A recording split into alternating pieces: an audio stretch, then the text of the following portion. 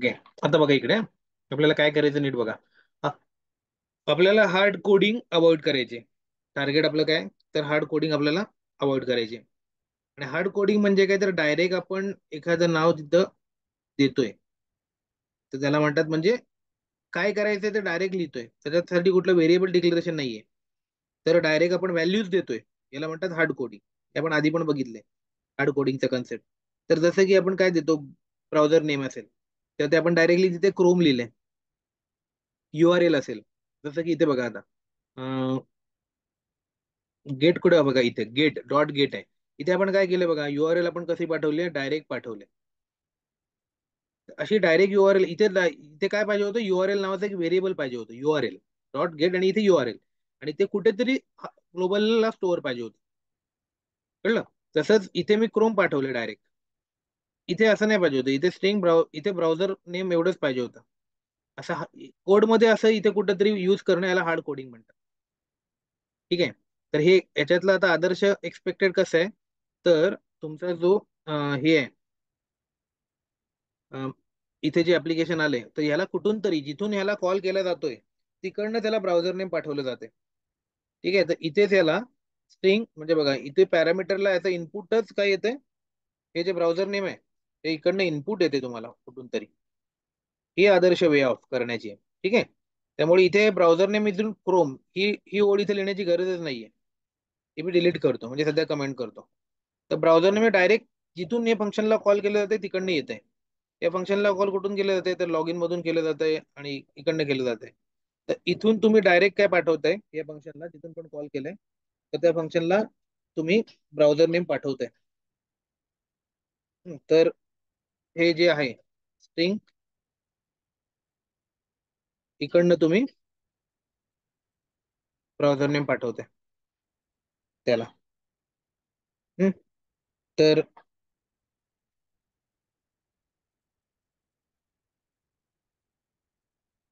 जरा चुकते माझं काहीतरी. हम्म. हा, इथून तुम्हाला डायरेक्टच ब्राउझर नेम पाठवायला लागेल ना, असं स्ट्रिंग नाही टाकता येणार. तर असं तुम्ही इकडनं ब्राउझर नेम त्याला पाठवताय, असं आदर्शरित्या अपेक्षित आहे की तुम्ही असं पाठवताय. ठीक आहे. पण असं जर तुम्ही पाठवाल, तर आता या ब्राउझर नेमला कुठेच आपण डिक्लेअर केलेलं नाहीये.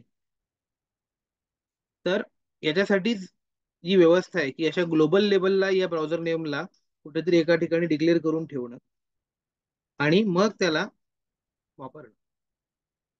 तर याला म्हणतात, याच्यासाठी जी व्यवस्था आहे ती म्हणजे प्रॉपर्टी फाईल. ठीक आहे. तर तर हे कसं करायचं ते बघू आपण. अं,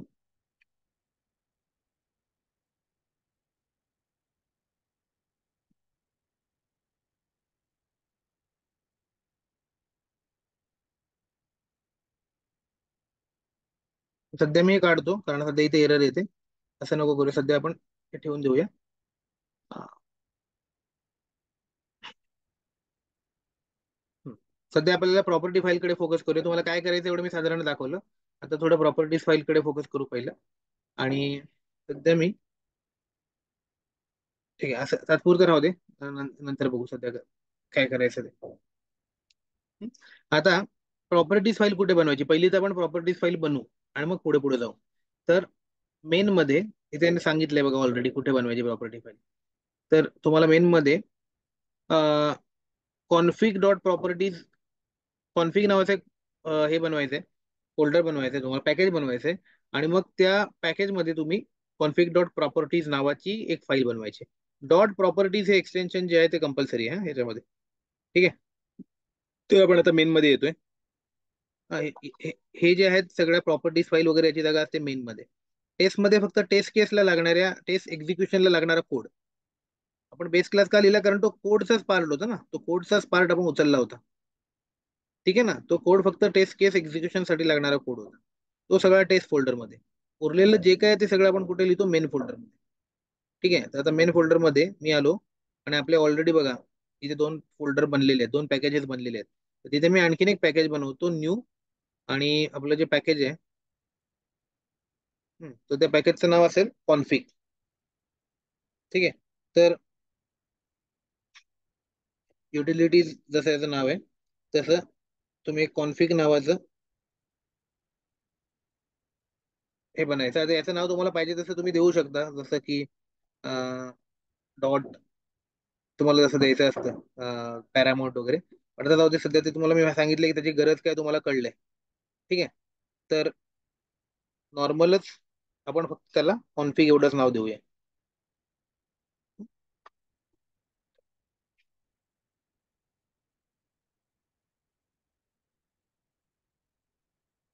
कॉन्फिग.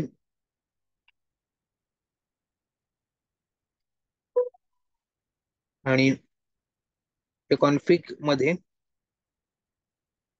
आपण या पॅकेज मध्ये एक नवीन फाईल बनवूया.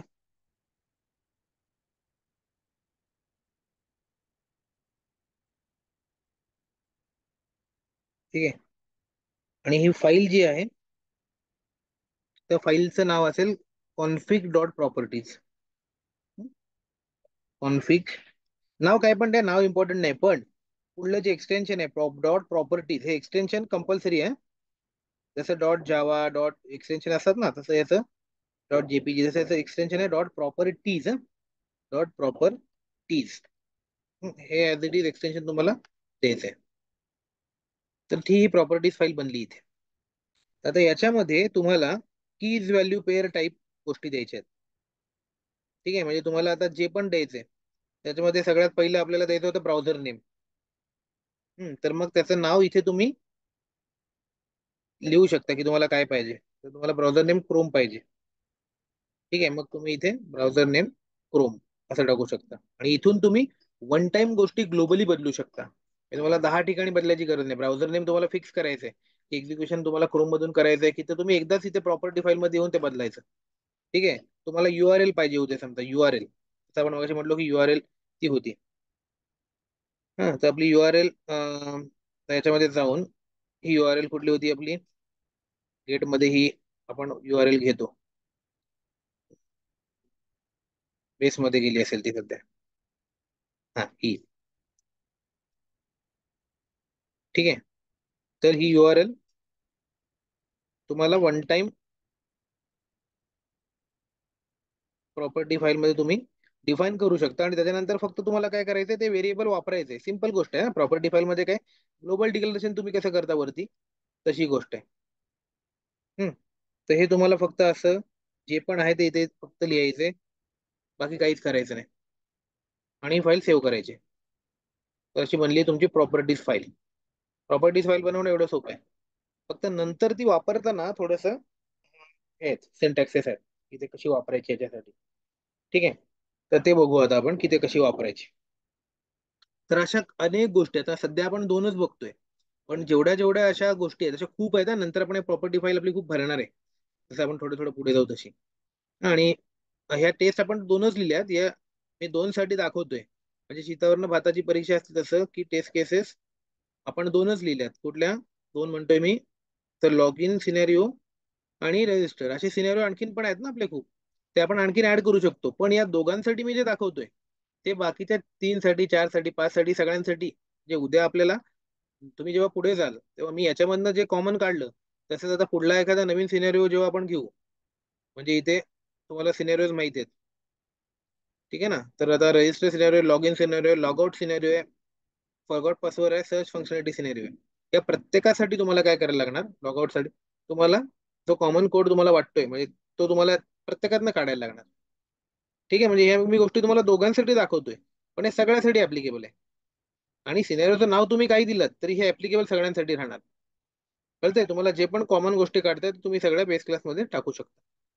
त्यामुळे दोघांसाठी दाखवलेली गोष्ट तिघांसाठी पण. मग तिसरा करताना जे दोघांसाठी केलं ते सगळं त्या तिसऱ्यासाठी पण करायचं. ठीक आहे ना. हे डोक्यात ठेवा. म्हणजे असं समजू नका की हे दोघांसाठीच फ्रेमवर्क आहे. मी दोघांसाठी म्हणजे कॉमन कसं काढायचं 2 जणांमधून हे दाखवतोय. जे 2 जणांमधनं करायचं तेच 3 जणांमधनं, तेच 4 जणांमधनं, हे हे डोक्यात ठेवा. तर हे होतं. आता आपल्याला करतोय initializer browser and open. Sorry, आता आपण काय करतोय तर प्रॉपर्टीज फाईल मधून कोड आपण घेतलाय लिहिलाय तिथे. आता तो घ्यायचा कसा हे आपण बघतोय. ठीक आहे. तर त्याच्यासाठी आपल्याला काय करायला लागेल, तर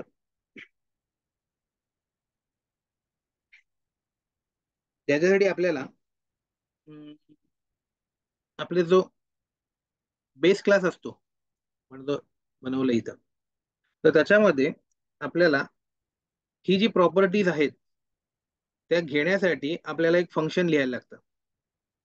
हं. तर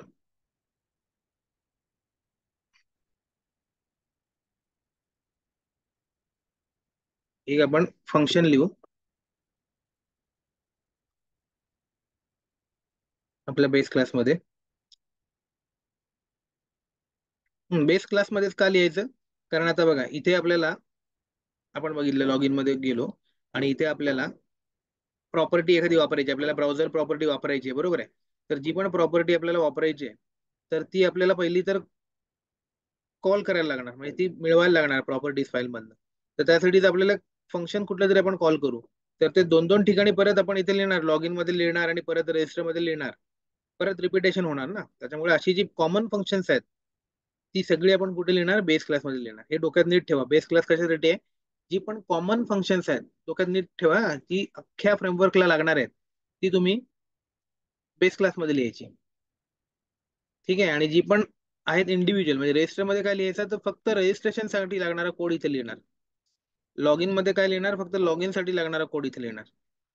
आणि जे टेस्ट एक्झिक्युशन मधला जो पार्ट आहे आणि जो कॉमन आहे असा जो कोड आहे, तो कोड तुम्ही कशात लिहिणार, बेस क्लास मध्ये लिहिणार. आणि जे पण सपोर्टिंग कोड्स आहेत, म्हणजे त्यांना मदत करण्यासाठी आजूबाजूनी जी मदत करते ते ते सगळं तुम्ही मेन मध्ये टाकणार.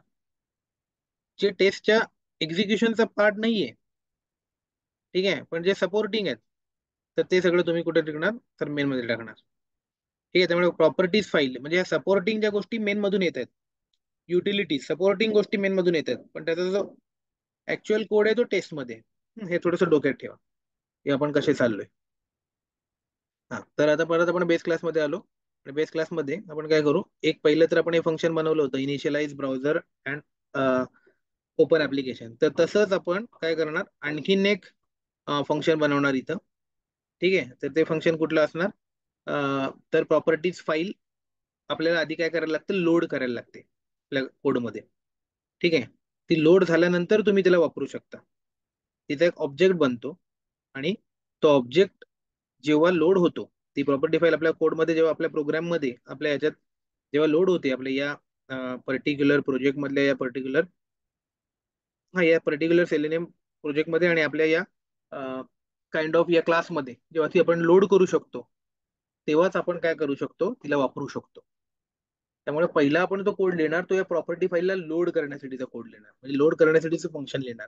त्यामुळे त्या फंक्शनचं जे नाव असणार आहे ते पण आपण तसंच ठेवू, की लोड प्रॉपर्टीज फाईल. ठीक आहे. तुम्ही फंक्शन कसं बनवायचं तुम्हाला माहिती आहे. तर मी काय करतो, इथे एक फंक्शन बनवतो, असंच जसं आपण आधी बनवलं होतं, पब्लिक. आता हे फंक्शन काही रिटर्न नाही करणार, त्यामुळे मी त्याला वॉइड टाकतो, वॉइड, आणि नाव त्याला आपण देऊ लोड प्रॉपर्टीज फाईल. ठीक आहे. याला नाव दिलं. ठीक आहे. आता हे फंक्शन काय आहे ना, हे तुम्हाला फंक्शनचं नाव काय किंवा काय कर, हे तुम्हाला आपण जे फंक्शन लिहू तेव्हाच कळेल.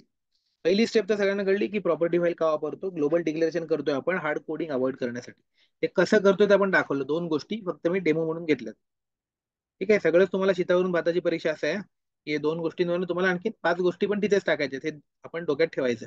तर ते दाखवायला आपल्याला 10 गोष्टी दाखवून ते डोक्यात येणं कठीण आहे, म्हणून आपण दोन दोन गोष्टींवर सगळं बघतोय. पण ते सेम जे 2 साठी दाखवले ते 10 साठी आपल्याला करायचे. इथे आणखीन गोष्टी आपल्याला वाढवायच्या आहेत नंतर. त्या गोष्टी आपल्याला कळल्यात, आता फक्त आपण ती फाईल जी आहे कॉन्फिग डॉट प्रॉपर्टीज, ती आता आपल्याला त्याच्यासोबत आपल्याला कम्युनिकेट करायचंय. जर मला सगळ्यांना आठवायचं, नीट नीट थोडंसं नीट आता लक्ष द्या, की याच्याची तुम्हाला जे आठवायचं असेल तर जा थोडस याच्याकडे, आपली एक्सेल फाईलशी आपण कम्युनिकेट करत होतो ना, तसंच सेम एक्सेल फाईलशी आपण कम्युनिकेट करायचो. कुठल्या पण फाईल सोबत आपल्याला कम्युनिकेट करायचं तर डायरेक्ट जावा कोड नाही ना कम्युनिकेट करू शकत. ती एक फाईल आहे, बरोबर ना, बाहेरची एक फाईल आहे ती. तो जावाचा क्लास नाहीये, हे जरूर डोक्यात नीट नीट लक्ष द्या थोडं. ही फाईल आहे, कॉन्फिग डॉट प्रॉपर्टीज एक्सटेन्शन असलेली एक फाईल आहे.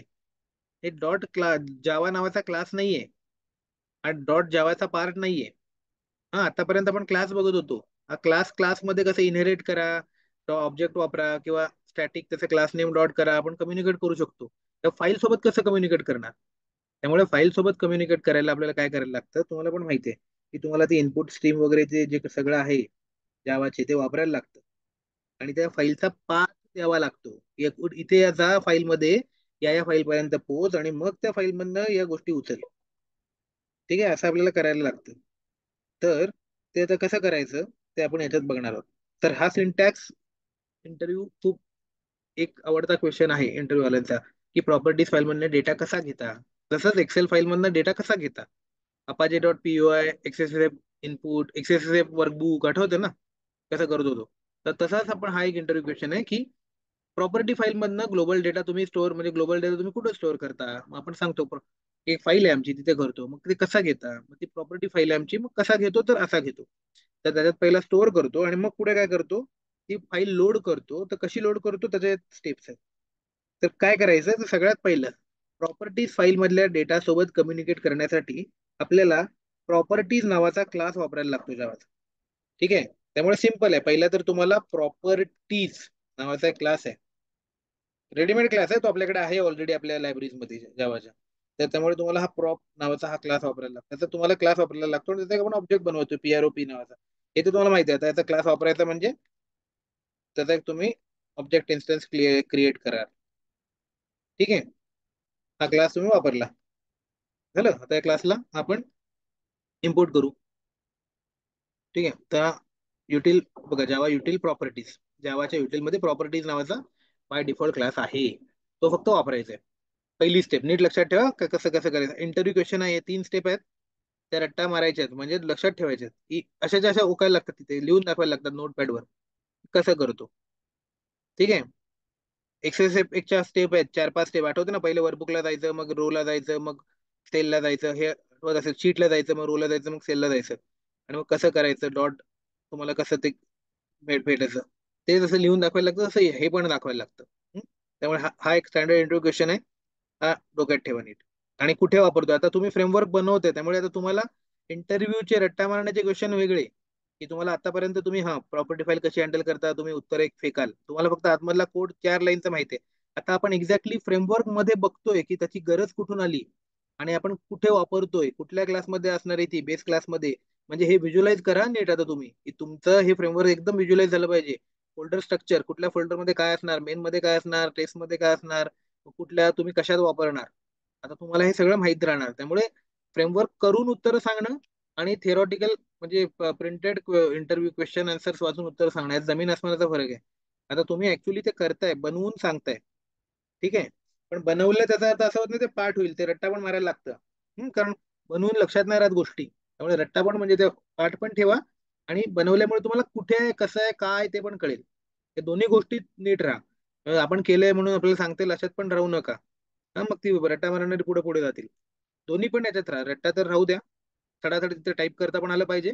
आणि काय येते हे तर तुम्हाला कळणारच, कारण तुम्ही इम्प्लिमेंट करताय. ठीक आहे, त्यामुळे पहिली स्टेप सिंपल प्रॉपर्टी क्लासचा ऑब्जेक्ट क्रिएट करणं आणि प्रॉपर्टी क्लास वापरणं जावाचा. दुसरी स्टेप की त्याला आता पाथ देणं. तर पाथ देण्यासाठी तुम्हाला पहिलं तर काय करायला लागतं, तर फाईल नावाचा एक क्लास असतो. ठीक आहे, त्या फाईल नावाच्या क्लासचा आपण एक ऑब्जेक्ट बनवतो. हम्म, म्हणजे पहिली एक तुम्ही फाईलमध्ये त्या गोष्टी ह्याला टाकताय, प्रॉपर्टी फाईलला टाकताय. हम्म, तर तुम्ही काय करताय बघा, एक फाईल नावाचा क्लास घेताय आणि त्याचा एक ऑब्जेक्ट बनवताय. कुठलं पण नाव टाका, तर त्या फाईलमध्ये आपण काय टाकतोय, तर प्रॉपर्टी फाईल आपण पाठवणार आहोत त्याच्यामध्ये. त्यामुळे मी प्रॉपर्टी फाईल नावाचा ऑब्जेक्ट बनवला आणि त्याच्यामध्ये न्यू, हे तर तुम्हाला माहितीच आहे की न्यू कसं करतात फाईल. ही दुसरी स्टेप. आता या क्लासला तुम्हाला काय द्यायला लागतं, पाथ द्यायला लागतो. कोणाचा, प्रॉपर्टी फाईल तुमची जिथे पण असेल त्याचा तुम्हाला पाथ द्यायला लागतो. ठीक आहे, तर आता फाईल क्लास पण याला मिळत नाहीये, म्हणून तो क्लास पण वरती मी हे केला, इम्पोर्ट केला. फाईल क्लास पण इम्पोर्ट केला बघा, जावाच्या आयओ मधला फाईल क्लास आहे. पण याच्यात पॅरामीटर आपल्याला काय द्यायला लागेल, तर पाथ द्यायला लागेल.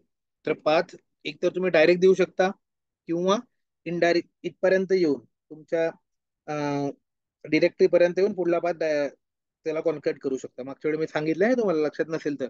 एक्सेल फाईलच्या वेळी सगळं केलंय आपण. हा पहिल्यांदाच करतोय असं बघू नका याच्याकडे. जर परत एकदा एक्सेल फाईलच्या लेक्चरला व्हिजिट करा, हे नसेल येत तर. कारण परत परत आता मी ते रिपीटेड सांगणार नाही त्यावेळेचं. ठीक आहे. तर त्यासाठी आपल्याला जर ह्या शॉर्टकट वापरायचा असेल, म्हणजे हा कोड तुमच्या पण मशीनवर ॲज इट इज चालावा असं तुम्हाला वाटत असेल, तर मी काय करणार, कारण माझा पाथ वेगळा असणार, डिरेक्टरीचा तुमचा वेगळा असणार ना. मग मी काय करणार, माझ्या डिरेक्टरी पर्यंत येण्याचा पहिला एक कोड एक फंक्शन वापरणार. तर ते कुठलं फंक्शन असतं डिरेक्टरी पर्यंत डायरेक्ट येण्यासाठीचं? तर आता मी डबल इंटर कॉमा काढतो, कारण मला ते डायरेक्ट फंक्शन वापरायचं आहे. ते असतं, ते म्हणजे system dot get property. System dot, sorry, gate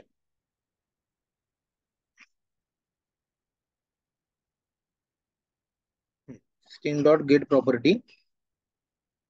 आणि याच्यामध्ये तुम्हाला युजर डॉट डी आर टाकायचं असतं. ठीक आहे.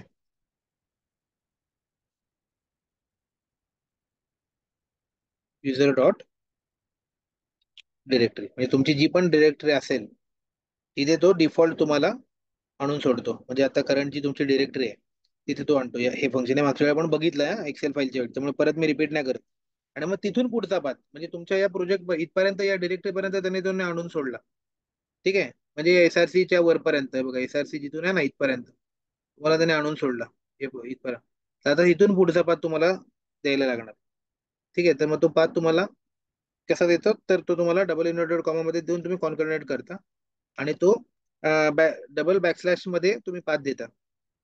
ठीक आहे. मग तो पाथ कसा असेल, तर जो पण तुमचा इथला पाथ असेल, हा फोल्डर कशा कशामध्ये आहे बघा, एसआरसी, त्याच्यानंतर मेन, त्याच्यानंतर जावा, आणि जावा मध्ये कॉन्फिग. तुम्हाला जर तो कन्फ्युजन असेल तर याला सरळ काय करा, शो इन एक्सप्लोरर करा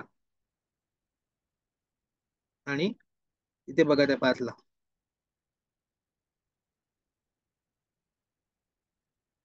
हे बघा, एसआरसी, मेन, जावा, कॉन्फिग आणि कॉन्फिग डॉट प्रॉपर्टीज. ठीक आहे. तर असा हा पाथ आहे. तर तो पाथ इथे द्यायला लागेल आपल्याला. तर कसा असेल, एसआरसी, मेन, जावा, त्याच्यानंतर कॉन्फिग, त्याच्यानंतर आपल्या फाईलचं नाव config dot with extension properties. असा आपल्याला आपल्या फाईलचा पूर्ण पाथ इथे द्यावा लागतो. ठीक आहे. हा झाला सेकंड स्टेप, की तुम्ही फाईलचा पाथ दिलात. हम्म.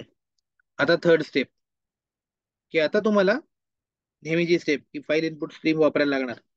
ज्यावेळेला तुम्ही कम्युनिकेट करताय एखाद्या फाईल सोबत, तर तुम्हाला फाईल इनपुट स्ट्रीम वापरायला लागते. आता तुमच्याकडे प्रॉपर फाईल आली ती. तर प्रॉप फाईल मध्ये काय आहे, तर ती फाईल स्टोअर झाली, नॉर्मल फाईल बनली ती आता एक. तर ही नॉर्मल जी फाईल आहे त्याला जेव्हा डील करू शकतो कुठल्या यानी, तर फाईल इनपुट स्ट्रीम नावाच्या क्लासनी. मग तो वापरा class file input I capital, stream S capital. File input stream, त्याचा नवीन हे बनवा, काहीतरी त्याला नाव द्या, F I S is equal to new.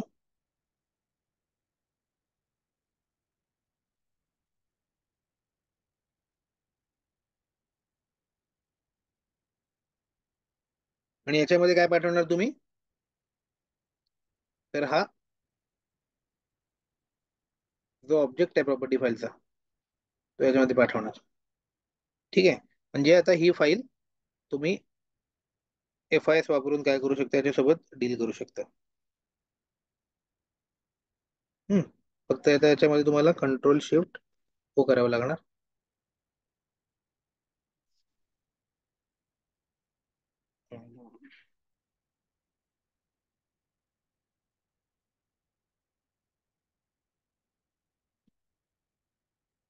ठीक आहे, तो ऍड केला मी फक्त. चालो, इथं एवढा कोड आपल्याला लिहायला लागतो. ठीक आहे. तर हा फाईल हँडलिंगचा आपला रेग्युलर कोड आहे. म्हणजे तुम्ही आधी, आपण पहिल्यांदा जेव्हा फाईल हँडलिंग केले तेव्हा मी ते एक्सप्लेन केले तुम्हाला, की फाईल हँडलिंगला असं का करतात. ठीक आहे. तर काय झालं, तुमचं फाईल लोड झाली तुमची त्याच्यामध्ये. त्यामुळे तुम्ही आता काय करू शकता, तर तो प्रॉप नावाचा तुमचा जो हे आहे, प्रॉप नावाचा तुमचा जो काय म्हणतात त्याला, ऑब्जेक्ट आहे, तो वापरून तुम्ही काय करू शकता, तर डायरेक्ट ती जी प्रॉपर्टी आहे ती आता घेऊ शकता. ठीक आहे. तर कसं घेऊ शकता, आता हा तुमचा ऑब्जेक्ट, आता फाईल लोड झाली याच्यामध्ये, त्यामुळे आता हा ऑब्जेक्ट ऍक्टिव्ह बनला. त्यामुळे या ऑब्जेक्टला तुम्ही आता वापरू शकता. ठीक आहे. तर आता आपण वापरून बघू की जमतंय का. ठीक आहे.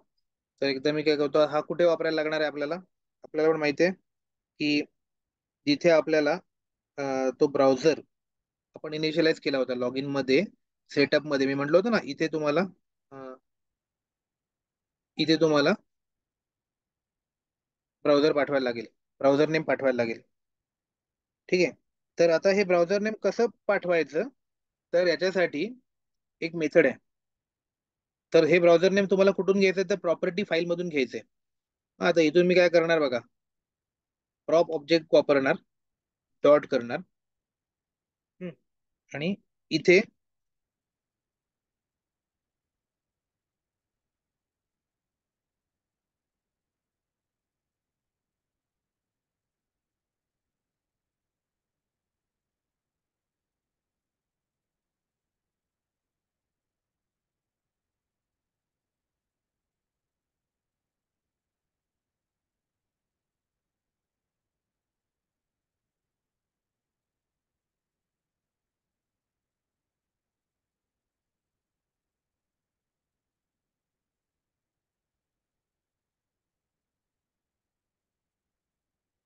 त्याला प्रॉप मिळत नाहीये, काहीतरी आपलं मिस झालं.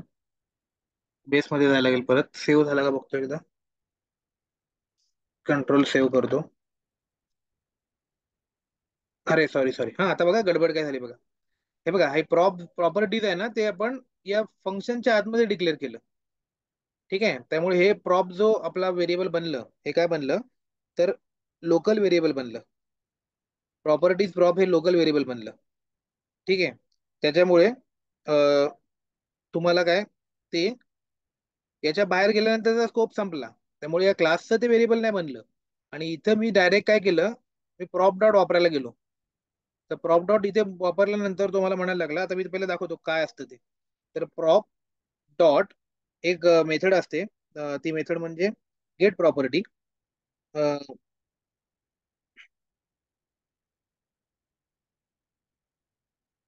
ती मेथड मी पहिलं घेतो इथे, प्रॉप डॉट गेट प्रॉपर्टी. आणि जी पण तुम्हाला प्रॉपर्टी पाहिजे ती तुम्हाला डबल इंटरटू कॉमा मध्ये टाकायची असते. या प्रॉपर्टीज फाईल मधली कुठली प्रॉपर्टी पाहिजे तुम्हाला, तर ब्राउझर नेम पाहिजे. ठीक आहे. तर मग मी इथे जाऊन अं, ती प्रॉपर्टी इथे डबल इंटरटू कॉमा मध्ये टाकतो. मग काय होतं, याच्या जागी, आता आधी आपण हार्ड कोडिंग केली होती, तर त्याच्या जागी इथून कनेक्ट होतो तो प्रॉपर्टीज फाईल मध्ये, आणि तिथे जाऊन जी ब्राउझर नेमच्या, हे व्हेरिएबल नेम झालं, त्याच्यासाठी जी व्हॅल्यू असेल, प्रोब जे पण आपण लिहिली असेल, ती व्हॅल्यू इथे येऊन लोड होते. आणि मग ही इथून कुठे जाणार व्हॅल्यू, हा कॉल कुठे जातो, इनिशियलाइज ब्राउझर, हा कॉल जाणार बेस कॉल क्लासला, बरोबर आहे. मग इथे जाणार, आणि बेस क्लासला तर आपण त्याच्या जागी, इकडे जर बघाल तुम्ही, तर बेस क्लासमध्ये तुम्हाला इथे ते ब्राउझर नेम आलंय ना इकडनं, तर ते ब्राउझर नेम इथे येणार. मग इथे ही लाईनची आता गरजच नाहीये, हे पण ऑलरेडी काढली आहे, steam browser to Chrome name, कारण तिकडनंच ते आलं, इथे मी डिलीटच करतो. आणि मग या ब्राउझर नेमच्या जागी ते नाव येणार डिक्लेअर. कळलं, असं आपण पास केलंय ते. लो नीट लक्षात घ्या, इकडे इनपुट आले आणि हे पाठवले आपण कुठून, तर ते आपण पाठवले आपल्या सेटअप मेथड लॉग इन, आणि जो पण आपला क्लास असेल त्याच्या इथून. आणि त्यात आपण प्रॉप डॉट गेट प्रॉपर्टीने घेतोय. पण इथे इश्यू काय आलाय, तर ह्याला प्रॉप मिळत नाही. हा काय म्हणतोय, अरे प्रॉप काय आहे मला सांग, प्रॉप काय मला समजत नाहीये. आणि हा इश्यू का आलाय, तर मी विचार केला तर मला काय जाणवलं, की मी ही प्रॉपर्टी जी आहे याच्यामधली, या क्लासमध्ये ती मी लोकल मेथड मध्ये केली आहे, क्लास व्हेरिएबल मध्ये नाही केली आहे. त्यामुळे हा लोकल व्हेरिएबलला बाहेर, क्लासच्या बाहेर कोणाला वापरू शकत नाही ना, तो डेट झाला. त्यामुळे मला काय करायला लागेल, त्याला मला क्लास लेवलला डिक्लेअर करायला लागेल. त्यामुळे हे प्रॉपर्टीज प्रॉप आहे, ते व्हेरिएबल डिक्लेरेशन मी काय करतो, मी क्लास लेवलला करतोय बघा. इथे मी असं त्याला पब्लिक करतो, पब्लिक आणि प्रॉपर्टीज प्रॉप. ठीक आहे. आणि इथे मी फक्त आता प्रॉपर्टीज डबल डिक्लेरेशन करायची गरज नाही, डायरेक्टली मी प्रॉपला वापरतो. कुठलं प्रॉप, तर हे वरती डिक्लेअर केलेलं प्रॉप हे मी डायरेक्टली ते यूज करतो. आणि इथे याला मी सेमिकोलॉन देतो. ठीक आहे. म्हणजे हे मी आता बेसचे जे चाइल्ड क्लास आहेत, म्हणजे कुठला तर लॉग इन आणि रेजिस्टर, आता ह्यांना हा प्रॉप मिळेल. आता याला प्रॉप मिळाला बघा. मिळाला. आता आता ती एरर गेली. होपफुली त्यामुळे आता ते वर्क होईल असं मला वाटतंय. जर वर्क झालं तर काय होईल, क्रोम मध्ये ते ओपन होईल. आणि जर वर्क नाही झालं तर क्रोम मध्ये क्रोम ब्राउझर ओपन होणार नाही. ठीक आहे. एकदा रन करून बघू आपण.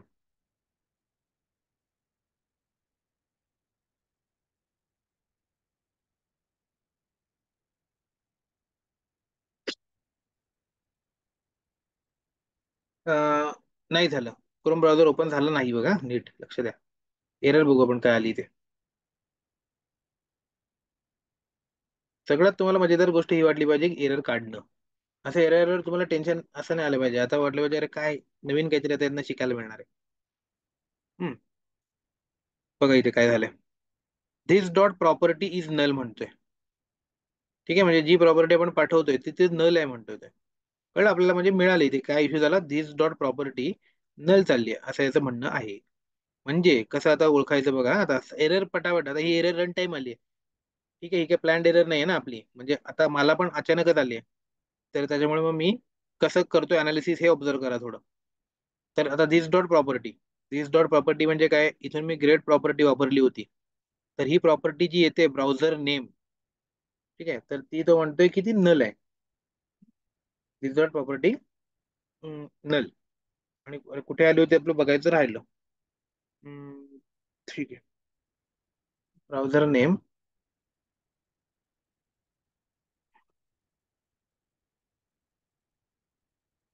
इथे काहीतरी एरर आहे.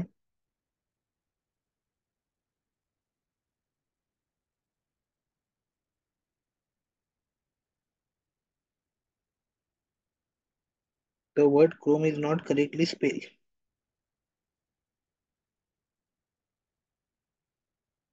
हे जर काय एरर नाही म्हणू शकत आपण.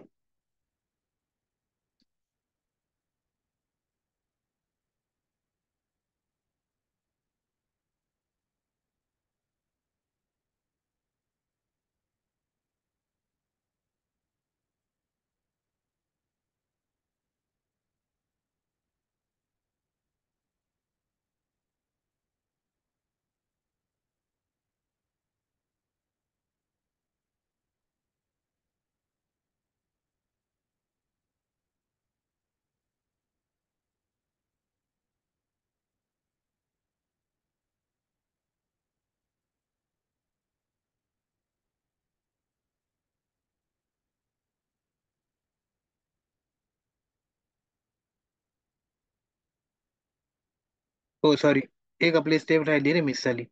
त्याच्यानंतर आणखीन एक स्टेप असते. हम्म, आपण लोड जी स्टेपच नाही दिली. आपण फक्त बघा फाईल इनपुट स्ट्रीम मध्ये हे टाकलं. ठीक आहे. पण त्याच्यानंतर एक स्टेप असते, आणखीन एक फोर स्टेप असते, ती म्हणजे, कारण इथपर्यंतच आपण हा एफ आय एस खेळला, आपण F I S never use झाला, त्याच्यावर मला लक्षात आलं की या एफ आय एस ला आपण पुढे कुठे पाठवलाच नाही. तर ही लोड कधी होते, जेव्हा हे झाल्यानंतर आपण ही प्रॉपर्टी फाईल लोड करतो. तर याच्यामध्ये कनेक्शन होतंय आपला जो वरती आपला जो ऑब्जेक्ट बनवला होता, ठीक आहे ना, त्याचं आणि ही जी फाईलचं. तर हे करून तुम्ही त्याला हा ऑब्जेक्ट पास करता, जो आपण इथे फाईल इनपुट स्ट्रीमचा बनवला होता. ठीक आहे. तो तुम्ही याला पास करता, P R O P dot load. हे एरर का देते. ठीक आहे, तर हँडल करा.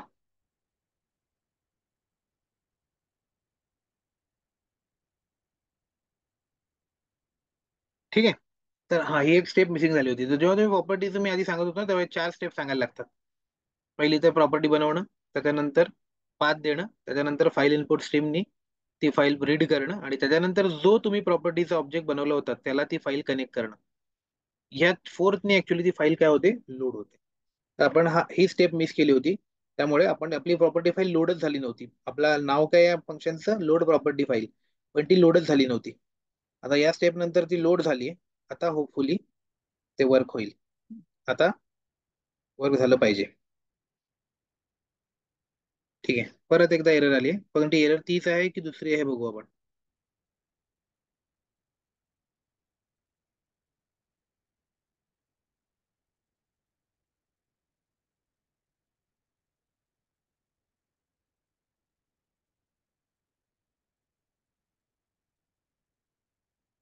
दिस dot prop is null.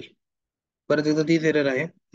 Java util dot property dot get property string because this dot property is null. ठीक आहे.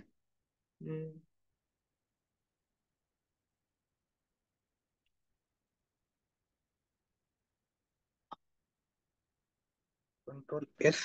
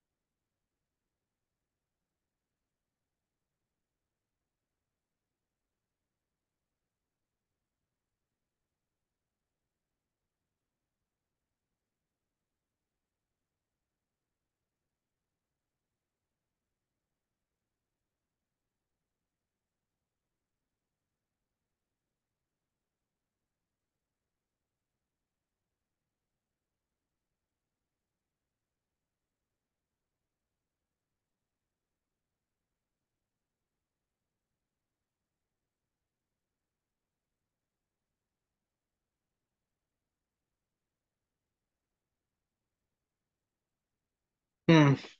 आपण आपल्या इथं स्पेलिंग मिस्टेक केली बघा. कॉनगिग डॉट प्रॉपर्टी केली, कॉनगिग.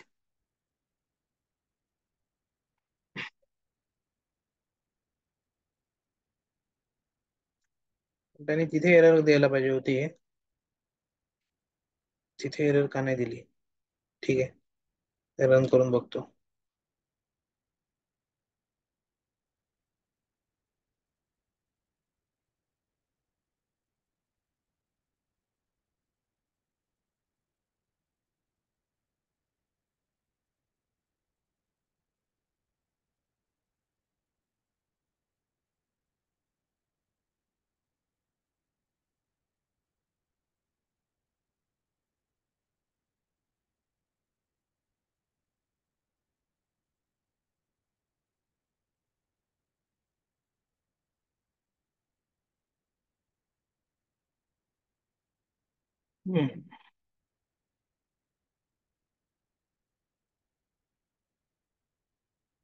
प्रॉपर्टीज